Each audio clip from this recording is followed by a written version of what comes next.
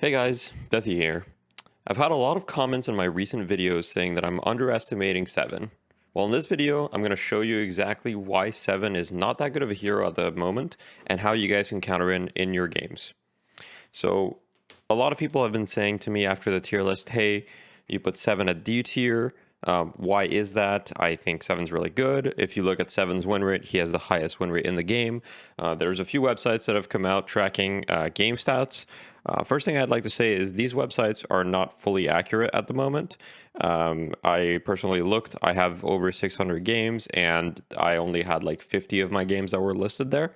So I wouldn't fully rely on them. And also, we don't know how far back in the past they are going. There's a lot of unknown. So don't fully rely on those websites. However, one thing is clear. There is a trend that 7 and Warden right now have really high win rates. Do I think these heroes are broken? No. And the reason is I'm not seeing them have a high win rate at all at the high MMR bracket.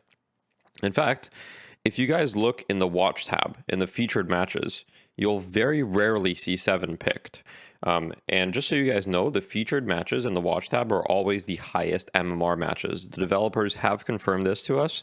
So if you guys are wondering like what are good matches to watch when you're in game, go to the featured tab. And very often during North American hours, I'll be in that tab as well, usually on the first or second highest ranked match. So that's one way to know roughly your MMR, although it's a playtest, don't care about an imaginary number, blah, blah, blah. In this video, I'm going to break this down in 4 parts. First of all, the laning stage of 7. So how do you counter 7 in lane? What's good against him? What's not good? How you should play against him. Then in the mid game, what do you do once the laning stage is over to make 7's game hard? Then we'll talk about team fights. How do you play against 7 in team fights? We'll talk about different aspects as far as positioning, what to focus, itemization, things like that.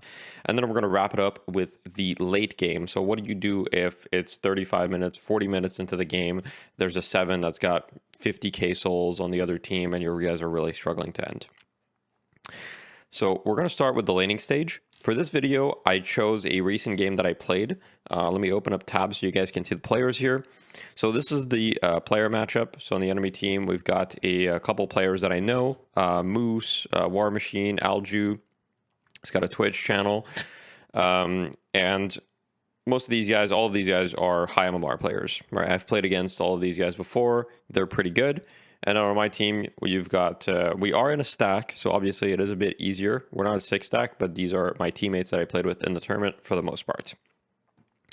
So, Moose, if you're watching this, I'm sorry for putting this replay, but I just wanted, it was hard to find a replay with 7 at high MMR where I could show what was done to counter him, for example, in the laning stage. So I'm going to let this play, and I'm going to do some commentary about the laning stage. First thing about the laning stage to know is 7 is a decent laner. So he's going to push the lane. He's got a few abilities that allow him to push the lane. He's got Lightning Ball. He's got Power Surge. And both of these abilities are really good at just shoving the lane. And so as far as 7 being a bad character, I think his laning stage is not the weakest part of him. His abilities are actually pretty good for the lane itself. In fact, I would say about a month ago, maybe a month and a half ago, people largely considered 7 to be the strongest laner. And ever since, he's received a couple nerfs, and I would say that now he's a pretty decent laner, but nothing crazy. So how can you counter him? So one of the things about pushing lane the way that 7 does, especially when he presses Power Surge, is he's going to last hit multiple creeps at once, right? Especially if he's pushing the wave with Power Surge. So one thing that you're seeing my teammates do right now is they're putting the aggression on him. They're shoving the wave against him. And right now, Moose is not doing a great job of de-shoving the wave. So as you can see, he hasn't had a lot of opportunity to actually like do anything, right? His wave's always getting shoved.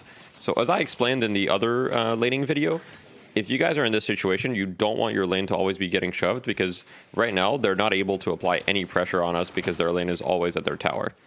So that's the first thing. If you're playing against 7, all the fundamentals of laning still apply. If their lane is always shoved at their tower, the 7's not going to be able to harass you. He's not going to be able to annoy you. He's not going to be able to do much. That's the first thing. However, if 7 is able to shove your wave, which a lot of the time he will be because his abilities are just really good at pushing the wave, what you'll want to do is you'll want to focus on denies. The reason for that is with Power Surge and Lightning Ball, a lot of the time 7 is going to kill creeps that he might not have full visibility on. He might not be able to see them, and that way he won't be able to secure the last hit. So that's why denying is really strong against 7.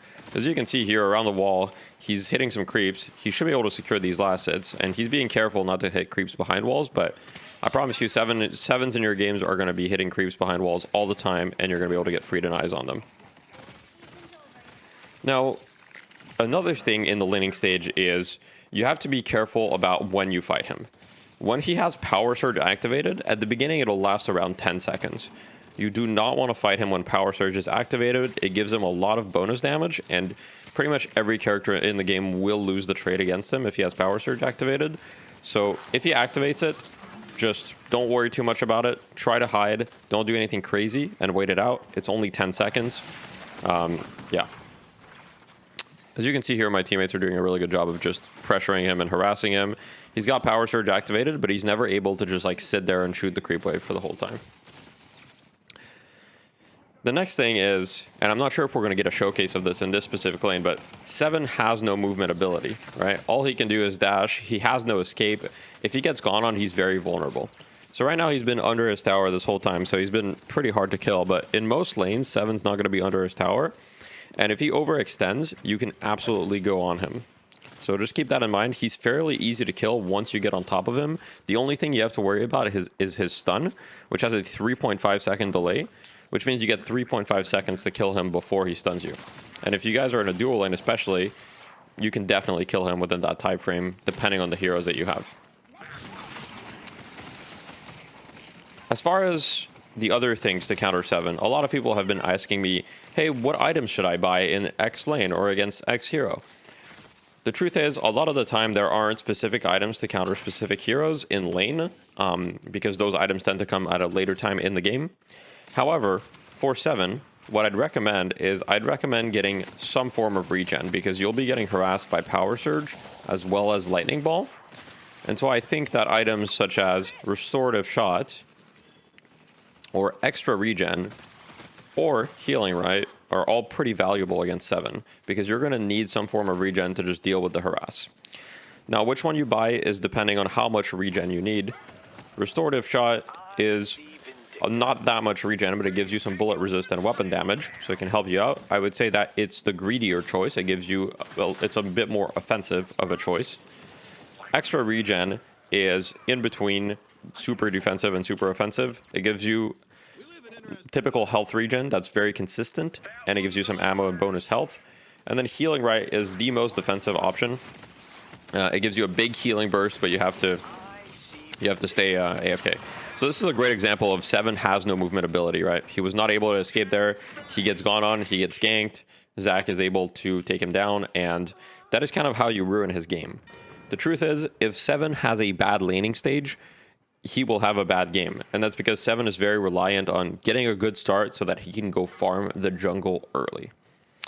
The last thing I want to cover with the laning stage is, as far as the items that you should go offensively, I would recommend going some gun items that allow you to put pressure on him. So some classic examples of these that are good on almost every hero are Headshot Booster, Close Quarters can be good on almost every hero, Rapid Rounds is good on a lot of heroes. And as far as the 1250s, I think Mystic Shot is very underrated by newer players. It's a lot of harass in the laning stage if you can get it early. Now, the last thing to talk about are bad matchups. What are bad matchups for 7? If you're having trouble with 7, especially in the laning stage, what should you pick? So right now, you can't counterpick for a lane, and you can't counterpick for a game. Hero picks are fairly random, but I still wanted to give you guys the information. So if you're losing the 7 all the time, you can pick a hero that's good against it. Heroes that are good against 7 are heroes that can punish him for overextending or that can catch him out. So these heroes, I would say, are Lash, they're Vindicta, they're Wraith, maybe Paradox as well. So there's quite a few different heroes that have that kind of potential. There's also another category of heroes that are good against 7, which are heroes that can deal with his stun. So his stun, called Static Charge, there's a few heroes in the game that just have natural abilities that allow them to ignore this ability. These heroes, off the top of my head, are Pocket, they're Viscous, they're Dynamo, and they're Ivy. All of these heroes have some sort of purge or some sort of escape to dodge the stun. Pocket can suitcase it. Dynamo can use his second ability, which is Quantum Entanglement right here. Viscous can use his cube, and Ivy can use Stoneform. So all of these heroes are, I would say, naturally good against 7. Now let's move on to the mid game. What's 7's plan in the mid game? In order to counter him, it's important to understand what he wants to do. 7 is a farming hero. His third ability allows him to power farm creep waves, and so does his lightning ball. He can farm creep waves very fast, and he can farm also jungle camps very fast. His game plan generally revolves around pushing waves and then going to the nearest jungle camps. Pushing waves allows him to get some space by getting information on the map. If the wave is pushed, it's going to give him more info, which allows him to farm the jungle safely. So here, for example, we see 7 shoving the wave. He's going to push 2 waves in a row right here. This is another one of my games, a different game. And once he's shoved these 2 waves, try to see if he can pressure the objective. But he sees, okay, there's people defending it. He's going to leave. And generally speaking, after this, 7 players are going to go to the jungle. Obviously, this is dependent on a couple factors. But as we see here, he's going to the jungle. So one thing to know about the jungle is you can see camps disappearing in real time. So once he's cleared this camp on the minimap, we'll see that the green arrow disappeared. It was very small, so you guys probably didn't see it, but we know that there's no longer a camp there. Now this means that if you're paying attention to the minimap, you saw 7 in a lane, and then you see a camp near that lane disappearing, you know for sure that 7 is jungling there.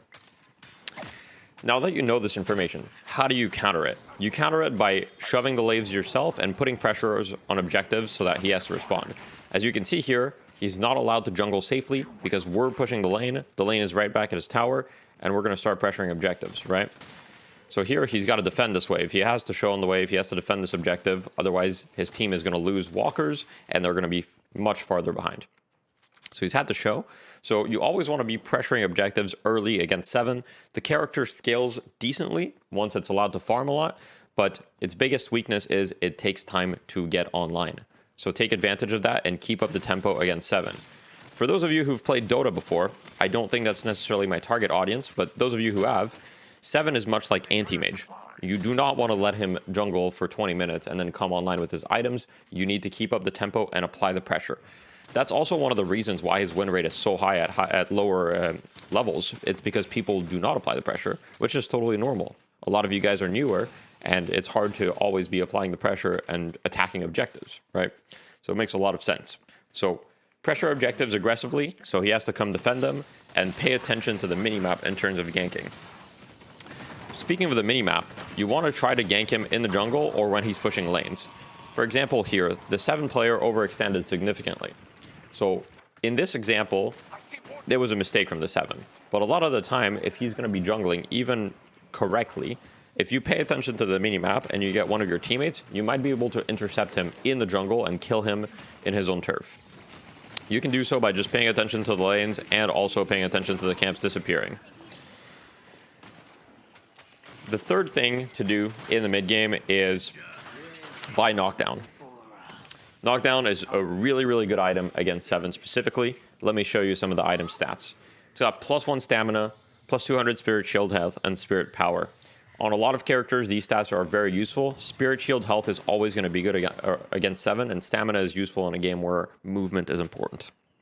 However, the main reason why you buy it is for the active, which allows you to knock down a target after a 3-second delay, which stuns them. This interrupts any action, including 7's ultimate. So for 3,000 souls, you can effectively just cancel 7's ultimate. For those of you who are having issues with 7's ultimate, this is the best counter. There's obviously other ways to counter it, such as Curse also interrupts it, but that's a 6,300 item. For 3,000, just get knocked down, and the only thing that 7 can do is buy Unstoppable. That's actually the only option that he has, because he can't buy Debuff Remover, because he can't use an item during his ultimate, right? So he can't remove the knockdown if you cast it after his ultimate. So the only thing he can do is buy Unstoppable, which Unstoppable is a 6,300 item. So essentially you're spending 3,000 to force him to spend 6,300. So that's one of the best ways to counter 7. The last thing I'd like to mention is the way jungling works in this game. When you kill jungle creeps, you have what are called unsecured souls. You can see them in the bottom left right here. For example, on my Shiv, I've got 500 unsecured souls. The 7 right now does not have any. He hasn't been allowed to jungle. When you die with unsecured souls, you drop them on the ground. This means that if you kill 7 after he's cleared some of the jungle, he's effectively going to have farmed the jungle for you. I've killed 7s many times that have bags of souls that are 1,000+ souls because they just finished farming tier 3 camps. This is one of the other big ways of getting ahead. If you catch him while he's jungling, not only do you stop him from jungling, but you are also getting the unsecured souls yourself. So I would say always look for opportunities to kill 7 in his own jungle. That is how you really make him so that he can't take part into the game.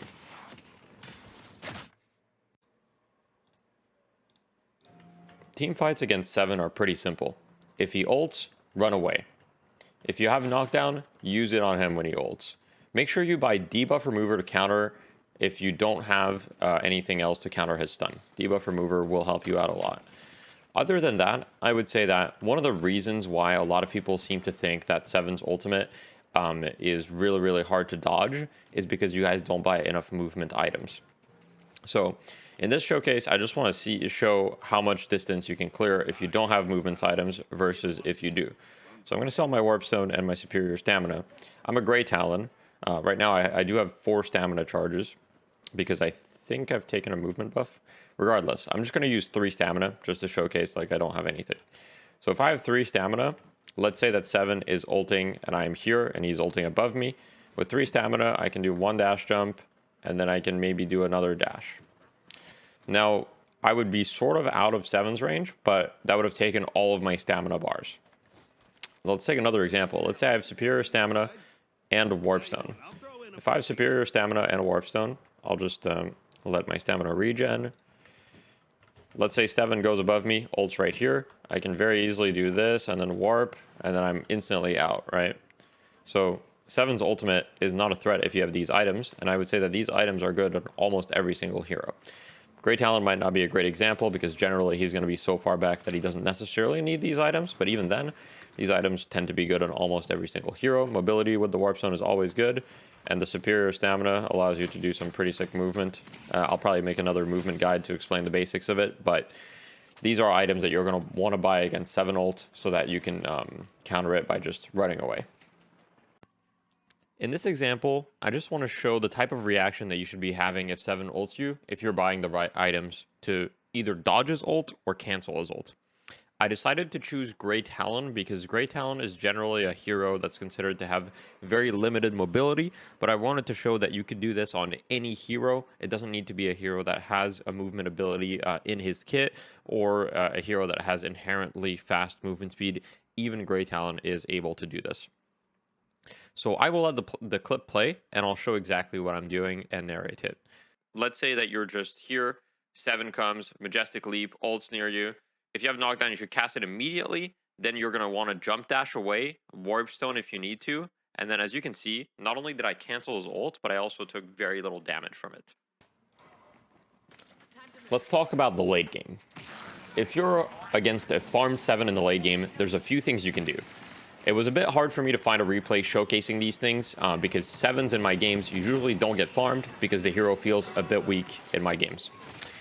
So the best I had was this game where there was a 7 and the game lasts close to 40 minutes, which usually my games last closer to 25 minutes on average. So if you're against a farmed 7, the main thing that you're going to want to do in terms of itemization is buy items that kind of remove him from the game or greatly reduce his ability to contribute. So some of these items include, for example, Phantom Strike here in the Vitality slot, as Phantom Strike disarms 7 for a period of time. It also is a movement slow, so it allows you to catch him and disarm him so he can't be shooting you. However, this doesn't deal with his ultimate. As far as his ultimate goes, you always have the option of knockdown like I showed earlier, but there's also Curse, which is similar to knockdown, as in it interrupts his ultimate, but it also silences him, disarms him, and prevents item usage. So if you see him, for example, use Majestic Leap to go in the air before his ultimate, you can always throw a curse out, and if you hit the curse before he casts his ultimate, or before he casts Unstoppable, he will not be able to cast his ultimate. So that's another way to counter him, is cursed, very valuable item against him. Of course, like I said earlier, moving away from his ult is usually the safest thing that you can do. So if you're against a late game 7 and he's got a bunch of spirit items, chances are his ult is going to hurt a lot, right? I'm not saying that his ult doesn't do damage. It does a lot of damage if you're in its range. So one thing that you need to do is just run away. Have items like Warp Stone, have superior stamina, make sure that you're positioning well so that you can run away from his ultimate in those situations. The last thing is, if none of these things are possible for you, then I would highly recommend that you buy Improved Spirit Armor. Improved Spirit Armor just counters most of 7's damage, and there's not a ton of ways to reduce Spirit Armor at the moment. So there is Escalating Exposure, and there's Crippling Headshot, and those are the only 2 ways, I believe, to reduce Spirit Armor at the moment. I may be missing 1 or 2, so don't quote me on that, but it's very hard to give minus Spirit Resist, and therefore Improved Spirit Armor is very, very valuable against 7's damage, which is pretty much all Spirit. The last thing I'd say is you want anti-heal. One of the reasons why 7's ultimate feels so oppressive sometimes is because he'll buy Spirit Lifesteal, he'll buy Enduring Spirit, he'll buy some other things, and when he's ulting, he might have 30-40% Spirit Lifesteal, right? And then it just feels really, really, really hard to deal with him. So if you have Decay, if you have Heal Bane, if you have Toxic Bullets, he's going to have 80 to 90% reduced healing, and that's going to make him feel a lot more killable during his ultimate. Obviously, I wouldn't recommend fighting him during his ultimate, but if you have to, that is the best course of action. To finish it off, I think that 7 is not a completely useless character, but right now, compared to a lot of other characters' kits, he doesn't feel very impactful. Of course, I do want to say that there are patches every 2 weeks in Deadlock, and that the game changes a lot every 2 weeks. What I say in this video may very well change tomorrow during the patch. And so I'm putting this video out there because chances are the items to buy against 7, the ways to play against 7 aren't going to change. But the hero's power is probably going to change. So I would expect 7 to get buffed potentially, because right now he feels pretty underwhelming. So I'm not sure if he is going to get buffed, but if he is buffed tomorrow, some of these things may no longer apply as much, and he will probably be harder to deal with. So just keep that in mind. Any video telling you exactly what to do might change because the game's still in very, very active development. With that said, thank you guys for watching. Really appreciate the support. The videos have been doing really well. I'm working on improving the production quality. If you guys have any suggestions, as always, feel free to let me know in the comments. And as I've said in other videos, I'm currently building a repertoire of demos to review from viewers. So first of all, let me know if that interests you guys. I'm taking the idea from Zeke Exotics, a Dota streamer that I used to watch, and he did demo reviews for his viewers, and that worked really well. So I think I'll probably do a weekly stream of demo reviews. I think I might do that maybe on Thursdays or Fridays, I'm not sure yet, where I just watch a couple demos from my viewers, and then I will upload some of them as educational content. So let me guys know if that's something that interests you, and if it does, feel free to post your match ID in the comments. I'll be really, really interested to see your games, and maybe that'll give me a better perspective on what the issues are for you guys as well, so I can know what good topics to cover. All right, thank you guys for watching. Feel free to like and subscribe if you enjoyed the content, and I hope you guys have a wonderful day. Bye-bye.